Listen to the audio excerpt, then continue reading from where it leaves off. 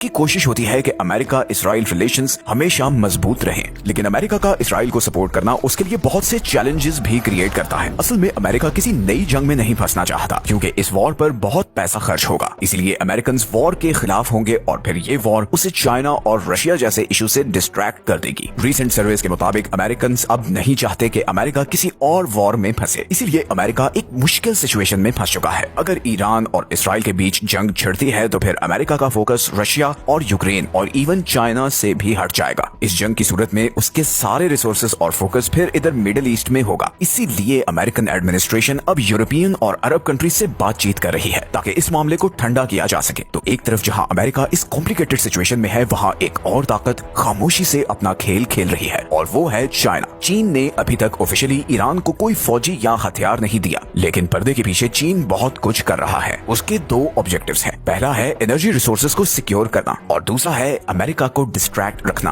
अगर एनर्जी की बात करें तो चाइना ईरान से सबसे ज्यादा तेल खरीदने वाला मुल्क है। जून 2025 में चीन ने ईरान से 1.8 मिलियन बैरल्स ऑयल रोजाना खरीदा, जो कि ईरान की टोटल ऑयल एक्सपोर्ट का 90% है और यही तेल चाइना की टोटल ऑयल इंपोर्ट का 13.6% बनता है। ये कोई आम ट्रेड नहीं है, ये ईरान की इकोनॉमी के लिए ऑक्सीजन की तरह है जो ग्लोबल सैंक्शंस में जकड़ी हुई है। इसी तरह चाइना ईरान का इंफ्रास्ट्रक्चर डेवलप करने में भी बहुत इंटरेस्टेड है। 2021 में होने वाले एक 25 साल एग्रीमेंट के मुताबिक चाइना ने $400 बिलियन इन्वेस्ट करने का प्रॉमिस किया है और ये पैसे ईरानी ऑयल, गैस, रेलवे, पोर्ट और टेक प्रोजेक्ट्स में लगाए जाएंगे। मई 2025 में चाइना से पहली मालगाड़ी ईरान के एप्रिन ड्राई पोर्ट पर पहुंच चुकी है और ये रास्ता समुद्र की बनिस्बत 25 दिन छोटा था। इस नए जमीनी रूट की वजह से ईरान की स्ट्रेट ऑफ हॉर्मुज जैसे समुद्री चोक पॉइंट्स पर से डिपेंडेंस कम होगी, जो किसी भी वक्त ब्लॉक किया जा सकता है। लेकिन सवाल यह है कि आखिर चाइना ईरान में इतनी इन्वेस्टमेंट क्यों कर रहा है? इसका जवाब बहुत सिंपल है और वो है ईरान की जबरदस्त location. Iran middle east, central Asia और इंडियन ओशन के बिल्कुल सेंटर में है, जहां पर चाइना अपने बेल्ट एंड रोड इनिशिएटिव पर काम कर रहा है। अगर चाइना इन जमीनी ट्रेड रूट्स को कंट्रोल करता है तो फिर उसे गल्फ और यूरोप तक एक फास्ट लैंड एक्सेस मिल जाएगी और फिर ईरान को अपने साथ मिलाकर चाइना मिडिल ईस्ट में अमेरिकन इन्फ्लुएंस को तोड़ सकता है, and that too without even firing a single shot. इसीलिए चाइना इसराइल ईरान वॉर में एक बहुत इंपॉर्टेंट प्लेयर है। अब वैसे तो चाइना इस जंग से दूर लगता है, बट इस जंग का सबसे ज्यादा फायदा उससे होता दिखाई दे रहा है, क्योंकि अगर ये वॉर लंबी चलती है तो अमेरिका का सारा फोकस मिडिल ईस्ट पर होगा और नतीजतन उसकी इस पर कम तवज्जो होगी कि चाइना ताइवान या फिर साउथ चाइना सी में क्या कर रहा है। और इसी दौरान चाइना ईरान से और करीब हो जाएगा, जिसका मतलब है कि वो और सस्ते ऑयल डील्स, रेलवे डील्स और इंफ्रास्ट्रक्चर डील्स कर सकेगा। अब बात करते हैं रूस की, जो इस पूरी कहानी में एक और अहम खिलाड़ी है। रूस और ईरान पिछले कुछ अरसे में एक दूसरे के बहुत करीब आ चुके हैं।